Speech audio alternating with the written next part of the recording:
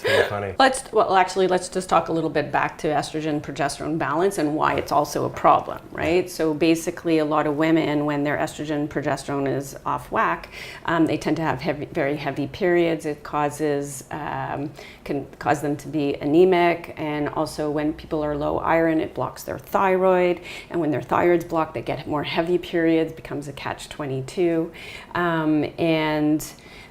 basically other things like I sort of rely on a lot of work by Dr. Geraldine Pryor, who's an endocrinologist at the University of British Columbia, and she's sort of studied women's cycles up the yin yang, where she had them pee into a cup every day of the month. And what she noticed is women starting as early as 38 may not produce the same amount of progesterone as they did, let's say, in their 20s, and that even women who are having regular monthly periods may not actually ovulate it every month. And if you don't ovulate, you don't make progesterone. So why is that a problem? So estrogen is like a fertilizer. It causes the grass to grow, or our breasts to grow, and the lining of the uterus to grow and thicken. Progesterone's like the lawnmower. It halts, like it stops the lining from thickening and thins it out. And it also mitigates that cell division in the breast. So when cells divide rapidly, there's a higher risk of cancer because of mutations that can happen. So if the progesterone is going to slow that down, it actually is helpful. And so what she has shown is women 38 and on may not produce the same amount of progesterone, and therefore may have a slight higher risk of breast cancer because of it. And also women, there's studies that show that women who have their periods in their 50s and whatnot actually have a higher risk of breast cancer. And so a lot of people think, oh, it's because they have hormones, that's why they have a higher risk, and therefore we shouldn't be giving women hormones and whatnot. But in fact, it's because they have unimposed estrogen, meaning they have high estrogen, not enough progesterone. They don't have that yin yang. So actually, by giving progesterone, it may actually reduce their risk of breast cancer. But that's natural progesterone and not MPA, which was in the WHI study, because those two drugs are very different.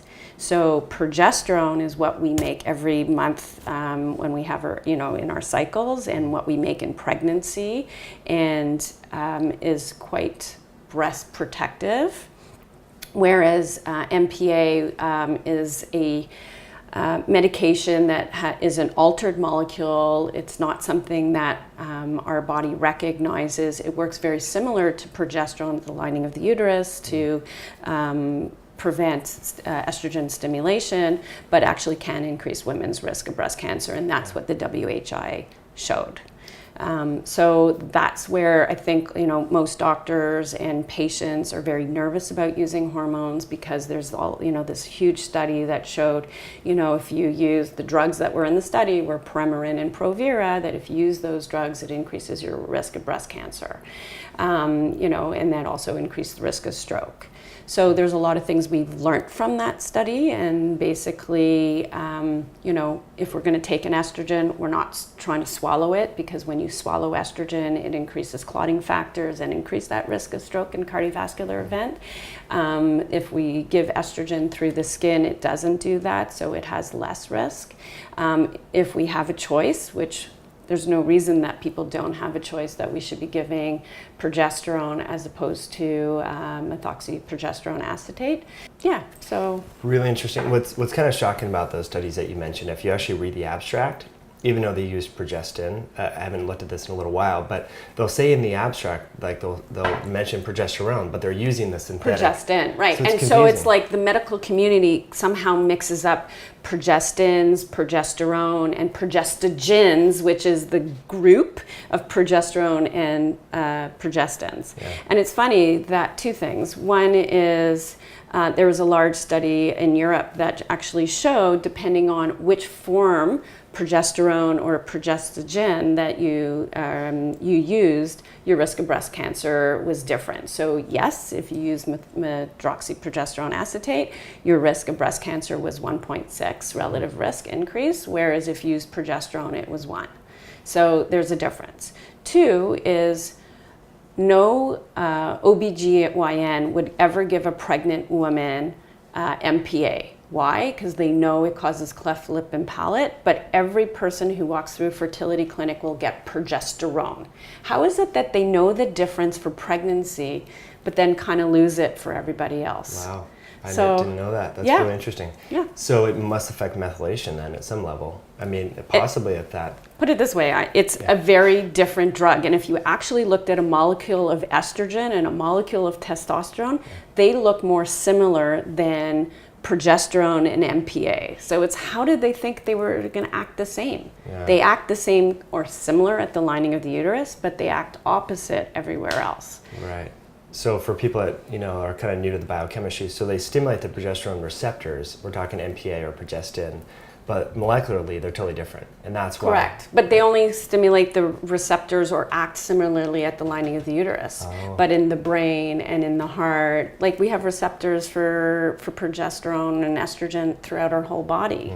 And the adage that if a woman's had a hysterectomy, she doesn't need progesterone, because again, in conventional medicine, the only reason to give progesterone is to block the estrogen stimulation at the lining of the uterus, because we don't want to cause endometrial hyperplasia or cancer, because high estrogen with no progesterone causes that to happen. Sure. So if we give progesterone, it halts it, but because women have receptors throughout our body, giving progesterone makes a world of difference for those women. Right. So, progesterone is actually, it binds to the GABA receptor, which is our, when you take Ativan or benzodiazepine, it binds to that. So it makes you nice and calm. So one of the first hormones that women start losing is their progesterone. And all of a sudden they start having sleep problems and anxiety. Well, why don't just give them back their progesterone, and all of a sudden they'll be more calm and less irritable and sleep better, as opposed to a sleeping pill or an antidepressant that most of my colleagues are now giving to perimenopausal women, because that's the symptoms that they're presenting with. Right. And that's what I love about your approach is a lot of people in the natural medicine community are if someone has sleep issues or anxiety, they jump to GABA, theanine, and those are effective, but you're like, well, let's really look at the body and see what your age is. Look at, did you stop menstruating, or did you have really light periods and other symptoms like anxiety? Because I think, balancing natural hormones is a huge piece of the puzzle. I have a lot of friends that in your similar shoes, that will tell me that, it's really hard to age gracefully without the hormones, right? And so I love that. Whereas, people like kind of the crunchy tree hugger types are really against that. But really it's like, I think it's better life through chemistry, obviously mitigating your risk. But so some of those symptoms, just to summarize for people, of low progesterone, let's kind of talk about that a little bit, in the late 30s and 40s. Menstrual cycle. So they can have irregular menstrual cycles, really heavy flow and flooding and clotting. Some women, when they actually have high estrogen, no progesterone, they actually have no cycles. So anything and everything can happen with regard to women's cycles, but they can be moody, irritable, PMS, weight gain, people cause bloating. A lot of perimenopause women have palpitations, so it even affects the QRS, or the electrical impulse of the heart. Wow. So it's like integral into everything. So, almost any diagnosis can be a hormonal balance, but it doesn't mean that that is the answer. It just means, okay, let's go back to the biochemistry. What does this look like? Is it a hormonal imbalance? Is it a nutrient deficiency? Again, sometimes if your nutrients are deficient, you're not going to make those hormones. So if we can fix that, or if we can, when you're stressed out, you cut out the hypothalamic pituitary axis. So you're not going to make your sex hormones and whatnot. And is it that we give you your hormones and not address the stress? Well, it'll work, but it's not getting at the root cause. If you want to get at the root cause, you want to sort of address that stress component, get that person, meditating, feeling better, and their hormones are going to come back. So so there's many ways to skin a cat. I am very fortunate that I, can dip my hand in the naturopathic or lifestyle basket, or I can dip my hand in the prescription medicines as well.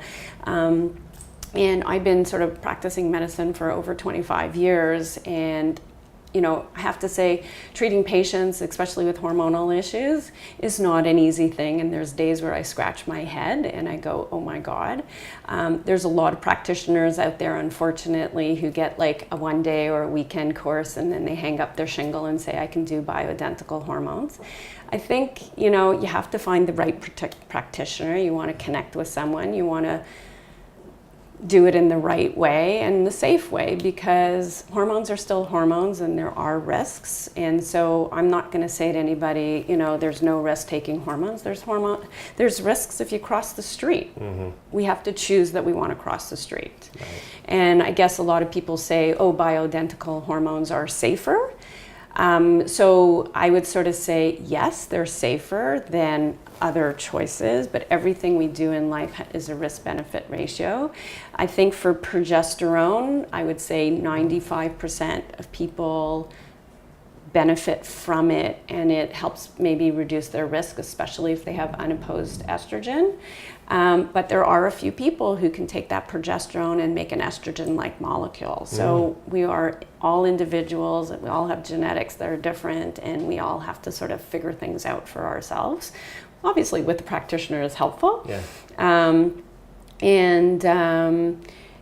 I think the other thing is, a lot of women can get into bleeding problems, and if you're not prescribing sufficient progesterone with an estrogen, that the lining of the uterus can get thickened. Uh-huh. And so you need someone who can, mitigate that risk, but also if there's a problem, be able to investigate it as well. Mm-hmm. So that's where like the biest or the triest would come in to help with that? That combination? Well, basically, so many years ago, we used to use triest. So triest means 3 estrogens, and so there's different estrogens. There's actually way more than 3, but those are the 3 that people talk about. So there's estradiol, which is what we make all the time throughout our reproductive life, but once we hit menopause, that gets less and less. There's estriol, which we take our estradiol and metabolize. There's studies showing that women who make the highest estriol in pregnancy have the lowest risk of breast cancer. So a lot of times practitioners would add estriol to their hormones. And then estrone was that 3rd estrogen, but it's kind of breast cancer permissive. It kind of stimulates the breast cells to divide more. So when they used triest, it was the estriol, estradiol, and estrone all together, because that's what the body made. So they said, let's replace the way the body made it. Now they've kind of like, okay, we don't want any estrone. And in fact, Premarin, which was part of the WH study, looks like an estrone, and estrone is more likely to cause DNA damage. We'll talk about that after. Sure. But essentially, so triest has fallen out the window and shouldn't be used. So some bioidentical hormone practitioners will prescribe biest, which means 2 estrogens. So it'll be estradiol and estriol. Or I will use a biest, or I'll just use straight estradiol. Why? Because I'm going to work on all those pathways to make sure you're converting your estradiol to estriol anyways. And we convert 70% of it anyways. So I see. I'll use that. So that's the estrogen part, and then progesterone, I'll use progesterone, whether it's a pill, a cream, or whatnot. But when you're using cream, again, my colleagues don't believe that cream works. I can tell you that I've had women who are on disability and perimenopause suffering, and I gave them cream, and they put a little dollop every night, and they come back 1 to 3 months later, and they're like, how is that one little dollop of cream makes such a world of difference? I'm sleeping, I'm less anxious. So I know it works. And then there's a few studies that show 20 to 30 milligrams of progesterone cream will protect the lining of the uterus. So, but again, how we all absorb and metabolize is different. So you can never be 100% what the exact dose is, but that's why you may want to, if someone's using progesterone cream, is maybe have a pelvic ultrasound or some investigation every 1 to 2 years. And especially if they have bleeding after not having bleeding for a while, that they need to be investigated. Interesting. But are those do you need to do those investigations, I should say, if they're taking oral progesterone? Or not as much? Again, if someone presents with bleeding who hasn't had bleeding and they've been on hormones longer than 6 months, because usually when you start, there can be different bleeding patterns. But if they've been on it and they've been stable and then they start bleeding, you probably need to investigate. Unless, of course, there's still that perimenopause range, right? So perimenopause, like anything and everything can happen. So the definition of menopause is 1 year without a period. So if they were someone who was maybe having a period every 3 months or every 6 months, and so, you know, they had a period 6 months ago, they've been on hormones for 6 months, and then they bled again, you might sort of say, well, they still haven't reached menopause. But again, it's a conversation to have with the client. Do you want me to do the investigations? Do you want to hold off? And, you know, so I work with the patients and come up to a treatment plan that we both agree on. That's awesome. What's interesting about the oral progesterone is the anxiolytic effect. You hit on the GABA receptors and even the heart palpitations. I didn't know about that. But does the oral progesterone also confer protective benefit, I guess, against breast cancer and heart disease as well? Or is it just more the topical? No, so they do the same. It's the same molecule whether you're swallowing it or putting it on topically. It has to do with the absorption. So what happens is, an example, like progesterone that comes in the pill form is usually 100 milligrams. So when you swallow progesterone, a lot of it gets converted to allopregnanolone, which does really help with sleep. And then the rest is stays as progesterone. So I would sort of say out of that 100 milligrams, they're probably absorbing 10 to 20 milligrams of progesterone. When you do it topically, you know, if we're applying 20 to 30 milligrams, their belief is that most of it's absorbed. It's just the matter of when. And so, you know, it's not bypassing the liver and it's not getting degraded. So that's why the dosing could be a little bit different.